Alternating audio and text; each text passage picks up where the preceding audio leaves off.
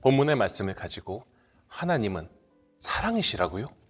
라는 제목으로 같이 은혜를 나누시겠습니다.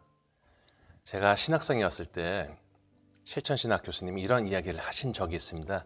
배경이 미국인데 자신의 삶을 비관한 한 남자가 빌딩 옥상에 올라가서 자살소동을 벌이고 있었습니다. 당황한 지역경찰은 이 사람을 설득하려고 목사님을 불렀는데 목사님은 빌딩 위를 향해서 내려오세요. 하나님은 당신을 사랑하십니다. 라고 했다는 것입니다. 그런데 지금 당장 자기 분노와 부정적인 생각들이 잡힌 사람에게 이 말이 제대로 작동할 리 있겠냐는 것이었죠. 일단 그 사람 수준에 맞게 추운 데 내려와서 밥이라도 먹으면서 당신이 하고 싶은 이야기를 들어주겠다고 하는 것이 낫지 않겠냐 하는 것이었습니다. 물론 하나님께서 어떻게 역사하실런지 우리는 알지 못합니다. 반대로 어떤 신실한 크리스천은 하나님과 교통하는 사람이었는데 어느 날 길거리를 가다가 하나님께서 당신을 사랑하십니다 라고 여러 번 외치라는 그런 감동을 받았습니다. 너무 창피해서 하기가 싫었어요. 그래도 순종해서 하나님은 당신을 사랑하십니다 라고 반복해서 외쳤습니다. 그래서 그 사실을 잊어버리려고 했는데 얼마 후에 상담을 하다가 한 여자가 말하는데 자기 삶의 고통이 너무 심해서 생을 끊으려고 빌딩 옥상에 올라갔다는 것입니다. 너무나 비참하고 마음이 아픈데 그 삶의 마지막 순간에 하나님은 당신을 사랑하십니다. 이런 소리가 들렸다는 것입니다. 처음에는 믿기지 않아서 다시 한번 들어보니까 정말 똑똑하게 하나님은 당신을 사랑하십니다. 라는 소리가 들렸고 그래서 그 자리에 주저앉게 되고 생을 마감하지 않게 되었다는 것이죠. 이 여자에게는 마지막 순간에 누군가가 자신을 여전히 사랑하고 있다는 소리가 자신을 구한 구원의 소리였던 것입니다. 목회를 하면서 교회는 다니지만요. 그래서 활동도 하지만 하나님과는 친밀한 관계에 있지 않은 사람이 많이 있음을 보게 됩니다. 교회 와서 목사님의 설교도 듣고 속장님과 속회원들과 이야기를 하고 또 듣기도 하지만은 내 안에 하나님과의 관계에 대한 갈망이 고갈되었거나 확증이 없습니다. 놀랍게도 이러한 상태에 있는 사람이 직분을 가질 수도 있고요. 또 교회의 리더나 일꾼처럼 보일 수도 있습니다. 그러나 언젠가는 그 실체가 반드시 드러나지게 되어 있습니다. 시험은 누구에게나 찾아오게 되어 있는데 그렇게 대단치 않은 일에 넘어지는 약한 모습을 드러내므로 실상은 하나님으로부터 공급받는 힘이 없었음을 드러내게 되고 많은 사람에게 실망을 끼치게 되는 것입니다. 물론 이 이야기를 듣고서 무슨 말인지는 이해할 것 같은데 당장 내 마음에 하나님의 사랑이시라는 것에 대한 강력한 믿음이 자리 잡고 있지 않은데 어떻게 하란 말입니까? 라는 질문을 던지는 사람도 있을 것입니다. 하나님께서 세상을 창조하셨고 지금도 우주를 운영하시고 앞으로 심판자로 서게 될 것까지는 인정하게 되는데 도대체 그 하나님이 사랑이시라는 것을 받아들이기 어렵다는 것이죠. 더더군다나 어렵게 마음 먹고 성경을 읽었는데 내 정서로 받기에는 무섭거나 불편한 말씀이 있습니다. 하나님은 사랑의 하나님이시라고 하시는데 어떻게 이런 구절이 있을 수 있단 말인가? 전에 어떤 박사과정에 있던 여자 청년이 말하기를 같이 일하던 그 미국 남자 연구원이 이 여자 청년이 교회 다니는 것을 알고 이렇게 말을 하기를 성경에 보면은 하나님을 표현하는 것에 대해서 질투라는 표현이 있는데 그런 표현이 붙은 하나님을 너는 어떻게 신뢰하냐 하는 것이었죠. 아마 성경 전체를 크게 보는 사람이었다면은 그런 질문을 하지는 않았을 것입니다. 그러나 우리가 현장에서 자기가 읽담한 부분에 있는 단편적인 단어나 뉘앙스를 가지고 아예 하나님의 사랑에 대해서 의심 어린 마음을 품고 거리를 둔 사람을 아주 쉽게 볼 수가 있습니다. 그리고 하나님께서 사랑이시라면은 나 좋은 대로만 해주시고 나 원하는 대로 해달라는 대로 다 해주셔야 좋은 분이고 인자하신 분인 것 같은데 실제는 나 인생에서는 내가 원하는 대로 되지 않거나 내가 생각하기에 상당히 부당한 일들도 있기 마련이고 섭섭한 마음이 꿈틀거리기도 합니다. 왜? 나만 이런 어려움을 겪게 하신단 말인가? 저 사람은 편하게 좋게 잘 사는 것 같은데 왜 나는 이렇단 말인가? 이런 불만은 하나님께서 사랑이시라는 말에 대해서 마음으로 거절을 하게 합니다. 이렇게 마음이 삐딱한 채로는 교회에 나왔다고 해도 그런 상태로 절대로 은혜 받거나 기쁨을 누리지 못합니다. 제가 저는 LA에 갔을 때 기도원에서 평신도분들과 일주일에 같이 이렇게 잠을 잤는데 한 30대 초중반의 남자 성도가 참 말이 없었어요. 그런데 나중에 자기 간증을 하는데 자기는 지금까지 입을 벌려서 찬양을 한 번도 한 적이 없었다는 것입니다. 주변 환경 때문에 교회는 다니고 또 직장도 좋았지만은 내 마음속에 기쁨이 없었던 것입니다. 그리고 자기 이야기를 하는데 자기가 10대 때 여자친구가 임신했고 그래서 낙태시킨 뒤 마음속에 응어리를 품고 살았다는 것입니다. 어떤 사람은 저기가 한 일을 가지고 왜 하나님께 섭섭해? 라고 하겠지만 사람이 자기가 잘못하더라도 그렇게 결과를 하나님께서 방관하셨다고 그 책임을 전가하고 또 섭섭한 마음을 품는 것을 현장에서 보는 것은 어려운 일이 아닙니다. 아무튼 자기가 이번에 처음으로 찬양을 했고 아내가 첫 임신했는데 잘 키우겠다고 하더라고요. 자기가 잘했다고 생각한 사람도 자기의 주장을 무조건 받아주시지 않는 하나님에 대해서 섭섭한 마음이 생기게 되면은 이제는 전혀 말씀이 은혜롭지가 않습니다. 그냥 교회 왔다 갔다 하는 수준에만 머물게 되는 것이죠. 뭔가 더 하고 싶은 의지도 의욕도 세워나가기가 쉽습니다. 우리가 하나님을 만났다라는 표현을 사용하는데 이것은 하나님의 사랑을 인정하는 것이요 예수 그리스도가 십자가에 달려 죽으신 것이 나와 상관이 있다고 믿어지는 것이고 이제는 그 마음에 성령님이 함께 거하시는 것입니다. 본문 13에서 16절에 보면 이런 내용들이 잘 나타나 있습니다. 그런데 하나님이 사랑이시라는 것을 인정하는 것이 좋다는 것은 알겠는데 당장 나 스스로가 하나님께서 사랑이시라는 것을 발견하지 못하고 체험하지 못했는데 어떻게 하란 말인가? 이런 아주 실제적인 질문이 던져질 수 있습니다. 많은 사람들을 관찰하고 묵상하면서 알게 된 것은 하나님이 사랑이시라는 것을 깨닫는 것에도 그것을 받아들이는 사람의 수준이 절대적으로 관계가 있다는 것입니다.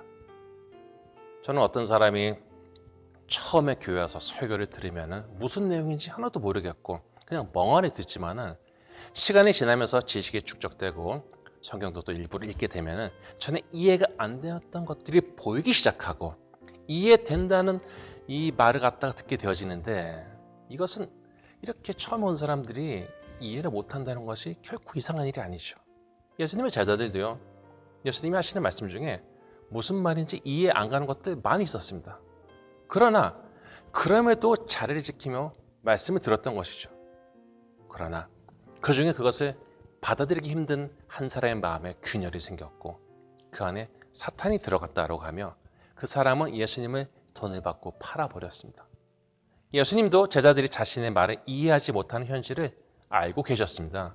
그래서 자신이 가시고 성령이 오시는 게 좋다고 하신 것이죠. 그런데 전에는 무서워서 예수님의 사행 현장에도 몸을 숨겼던 제자들이 성령의 능력을 받게 되니 담대해지고 머리도 밝아지면서 전에 예수님이 하신 말씀들을 깨닫게 되었습니다. 그런데 이렇게 능력을 받는 과정을 보면은 나름대로 어려움과 또 기품이 있는 시간을 통하여 발전하게 되는 것입니다. 10대 어린 딸이 엄마를 보니까 부잣집 친구네와 비교해봐서 해주는 것도 없고 염색도 나 원하는 대로 해달라는 것도 하지 못하게 하고 나는 밤늦게 친구나 남자친구랑 놀다가 집에 가고 싶은데 그렇게 못하고 이거 20대가 되어서도 나이트클럽에 가고 밤새 술 마시고 놀고 싶고 남자친구랑 며칠 여행도 가고 싶은데 그것도 못하게 합니다. 잔소리가 귀찮아서 엄마가 나한테 해준 게 뭐야? 라고 막 대들다가 이 집을 빨리 탈출하기 위해서는 빨리 결혼하기로 합니다. 그래서 결혼식 날 부모님들 막 우울한 표정을 짓고 있는데 딸은 속으로 통쾌합니다. 그러다 임신을 하고 아기를 낳아서 기르게 되었는데 밤마다 우는 아이 때문에 잠도 못 자고 일어나서 계속 젖을 물려야 되고 또 아프면 새벽이라도 병원에 달려가야 됩니다. 전에는 엄마가 해준 게 뭐가 있냐고. 무슨 뜻입니까? 엄마는 무능한 엄마야. 엄마가 내 삶에 도움이 안 돼. 이러면서 맨날 친구들이랑 엄마 욕을 했는데 막상 아이 때문에 힘들어지고 마음 상하다 보니까 문득 처음으로 우리 엄마도 나를 이렇게 키우셨구나라는 생각이 듭니다. 전에는 엄마의 사랑 참 이렇게 하고 대응했는데 자기가 어려운 과정을 겪다 보니까 엄마가 나를 참 사랑했구나 하는 것을 그때서야 깨닫게 되고 이제는 엄마한테 더 잘해야겠다라는 생각이 들게 되죠. 남자들은 어떻습니까? 맨날 잔소리하는 엄마가 귀찮다가 훈련소 가서 죽을 고생해서 제일 힘들 때 어머니 은혜를 부르러 가면은 다들 막 질질 막 눈물을 흘리면서 내가 최대하면 우리 부모님한테 효도해야지라고 생각하지 않습니까? 사람이 자기가 원하는 대로 다 해준다고 상대방을 존중하고 그 사랑을 감사할 것 같습니까? 저는 부모님께서 굉장히 잘해주셨는데도 감사하지 못하는 자녀들을 보았습니다. 그냥 받은 것을 당연히 생각하고 끊임없는 불만과 불평이 있는 것입니다. 하나님의 사랑을 깨닫게 되는 것은요, 자신의 깊은 골짜기를 지나가면서 할 수 있는 것입니다. 여러분이 집에 가서 시편 139편을 보게 되면 다윗이 참 어려운 가운데서 하나님을 깊이 있게 바라보았음을 느낄 수가 있습니다. 저는 평상시에 굉장히 교만하다가 오히려 병거를 거치면서 하나님의 은혜와 사랑을 고백하는 일들을 보았습니다. 아니 어려운데 무슨 사랑을 고백해? 라고 생각하시겠지만요. 아까 이야기한 여자가 자기가 어려움을 겪어서 어머니의 사랑을 알았듯이 우리가 철이 들면서 하나님의 사랑을 보게 되고 인정하게 된다는 것입니다. 본문 9절에 보면은 하나님 우리에게 독생자를 보내사 그 사랑을 나타내셨는데 사랑한다는 것은 그 대상을 위해서 잃어버리는 것이 있다는 것입니다. 여러분이 배우자를 사랑한다라고 하면서 아무런 것도 손실하지 않는다면 그것을 사랑이라고 하겠습니까? 교회를 사랑한다고 하면서 자신의 유익만 얻으려 하고 그리스도의 몸된 교회를 위해서 아무런 손해도 보지 않는다면 그것을 사랑이라고 할 수 있겠습니까? 사랑은 원래 잃어버리는 것입니다. 더더군다나 10절에 보면 부족한 우리가 하나님을 먼저 사랑한 것도 아니고 가장 지존하신 권능의 하나님께서 우리를 사랑하시고 우리가 죄인으로서 구원에서 벗어났으면 안타깝게 여기사 화목제물로 그 아들을 보내셨습니다 라고 합니다. 그래서 11절은 하나님께서 우리를 이렇게 사랑하셨으니 우리도 서로 사랑한 것이 마땅하도다 라고 합니다. 하나님께서는 사람의 중심을 보시지만 인간은 솔직히 사람의 겉모습을 보고 상당히 감정적으로 대합니다. 자기 기분이나 유익에 따라서 자기 좋은 사람보다 편 나누고 상대편을 공격하고 시기하고 비난하는 것은 아주 쉽게 볼 수 있는 모습이죠. 솔직히 예쁜 사람은요 밥을 흘려도 잘 먹는다라고 보기 좋고요. 꼴 보기 싫은 사람은 똑바로 먹어도 이거 못마땅합니다. 그러다가 나도 부족한 사람이지만 사랑을 부어주신 하나님의 은혜를 생각하게 된다면 이러한 감정적인 판단을 넘어서서 선한 것이 흘러가게 하는 것입니다. 결국 하나님의 사랑을 신뢰하는 사람이 더 큰 사람으로서 서게 될 수 있다는 것이죠. 말했듯이 많은 사람이 하나님께 가까이 서지 못하고 주변에서 빙빙 돌면서 하나님께서 마지막에 심판하실 것에 대해서 불편하게 생각합니다. 물론 그렇게 다가가지 못하는 것에는 성격적인 소심함도 있을 것이고 현재 죄된 생활을 끊기에는 주저되는 부분도 있을 것이고 확신이 없어서일 수도 있고 교회를 다녔지만 뭔가 섭섭하거나 실망스러운 일을 겪은 것이 하나님과의 관계에서도 연동되어진 경우도 있을 것입니다. 그러나 우리의 그럴듯한 이유가 무엇이 되었든 간에 자신의 변명의 소리에 너무 마음을 두어서는 안 됩니다. 물론 누군가가 우리의 마음에 상처를 주거나 어려움을 주거나 혹은 실제로 내 생활에 브레이크를 건 경우가 있을 것입니다. 그러나 그 이유 때문에 하나님을 원망하고 거리를 두는 것을 정당화하다가 그런 수준으로만 살다 가는 그런 삶이 성도의 가장 중요한 관문인 심판의 자리에서 도움이 되겠습니까? 사람은 누구나 죽게 되어 있고 죽은 후에는 심판이 정해져 있습니다. 그래서 한편으로는 하나님께 대해서 섭섭한 자기 주장을 하지만은 한편으로는 두렵습니다. 우리가 어렸을 때 숙제를 열심히 해온 아이는 선생님 아침에 만나는 것이 반갑습니다. 선생님 안녕하세요. 그러나 밤새 놀다가 숙제 안 한 아이는 선생님이 영 불편합니다. 네.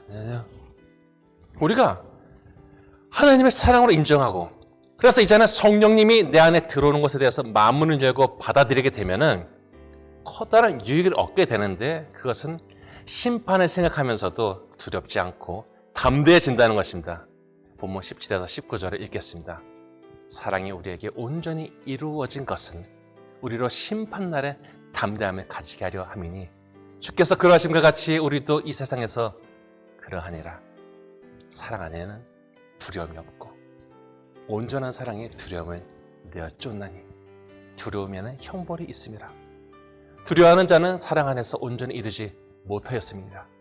우리가 사랑하면 그가 먼저 우리를 사랑하였습니다. 이렇게 부족한 우리를 먼저 사랑하시오 그 확증으로 아들을 보내서 화목제물로 삼으신 것을 감사하고 성령의 부으심을 받아 사랑하는 기쁨을 알게 된 사람은 그런 삶 자체에 대한 자신감이 있기 때문에 심판을 두려움으로 보는 것이 아니라 상받을 자리로 보게 된다는 것입니다. 그러니 인간의 본인에 숨겨져 있는 두려움을 넘어서는 사람, 그 두려움을 쫓아내는 능력을 가지는 사람이 되는 것입니다. 사실 하나님의 사랑을 받아들이지 못하는 사람들 속에 의심 못지 않게 커다란 장애를 주는 것이 바로 두려움입니다. 주님 앞에 기쁨으로 예물을 드리고 삶 속에 순간순간 말씀을 주시는 하나님을 신뢰할 때 내 모든 두려움이 사라지고 두려움이 있던 자리에는 더 깊은 찬양과 능력이 남게 되어 있습니다. 이렇게 능력이 생기면요, 전에는 상당히 부담스럽고 어렵게 느껴지던 하나님의 말씀이 무겁게 느껴지지가 않습니다. 처녀가 시집에 가서 집들이를 하는데 손님 대여섯 명을 맞으면서도 하루 종일 뭐 해야 될지 몰라갖고 여기저기 물어보고 인터넷 찾아보고 그리고 또 엄마한테 물어보고 또 부엌에서 하루 종일 칼로 딱딱딱딱 썰고 해도 그 마음이 염려스럽죠. 그러나 세월이 흘러서 손님을 많이 치러보고 요리하는 속도 또한 전과는 비교할 정도로 빨라지면요, 이제는 손님이 많이 온다고 해도 좀 피곤해서 그렇지 그것이 두렵거나 염려가 되지는 않습니다. 마찬가지로 성도의 연륜이 자라고 능력이 붙게 되면은 주를 위해서 헌신하고 바치고 그 말씀대로 사는 것이 그렇게 어렵지 않습니다. 5장 3절을 읽겠습니다. 하나님을 사랑하는 것은 이것이니 우리가 그의 계명들을 지키는 것이라. 그의 계명들은 무거운 것이 아니로다. 오늘날도 하나님의 사랑을 인정하지 못하는 많은 사람들이 오히려 불편한 구절 하나를 가지고서 자신의 입장을 옹호하려고 멀리서 있으면서 한편으로는 두려워합니다. 어떤 감독이 촬영을 혹독하게 한다고 소문이 나서 배우들이 떨리는 마음으로 찾아갔더니 생각 외로 소탈해서 놀랐다고 하는데, 우리 또한 주변 몇 사람이나 자신의 마음이 만들어낸 부정적인 프레임을 가지고서 하나님이 사랑이시라는 것을 거부하는 가운데 그 신앙이 더 성장하지 못할 수 있습니다. 예레미야 29장 11절 13절에 하나님께서 주시는 말씀을 들어봅시다. 여호와의 말씀입니다. 너희를 향한 나의 생각을 내가 하나니 평안이요 재앙이 아니니라. 너에게 미래와 희망을 주는 것이니라.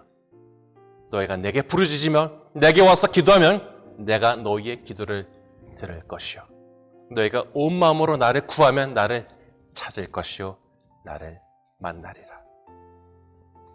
진정코 하나님을 만나고 싶다면 어떻게 해야 합니까? 자기 판단과 변명에만 잡혀서 거기 머무는 힘없는 교인이 아니라 주님 앞에 나가서 부르짖으며 그 기도가 하나님께 상달될 정도의 간절함을 가져야 되지 않겠습니까? 성령께서 어떻게 언제 역사하실지 정확하게 알 수는 없지만 간절한 마음으로 하나님을 만나고자 하는 자를 어여삐 여기지 아니하시겠습니까? 찬송가 292장 3절 가사를 읽겠습니다. 주 없이 살 수 없네. 내 주는 아신다. 내 영의 깊은 간구, 마음의 소원을 주밖에 나의 마음 네 알아주리요. 내 마음 위로하사 평온케 하시네.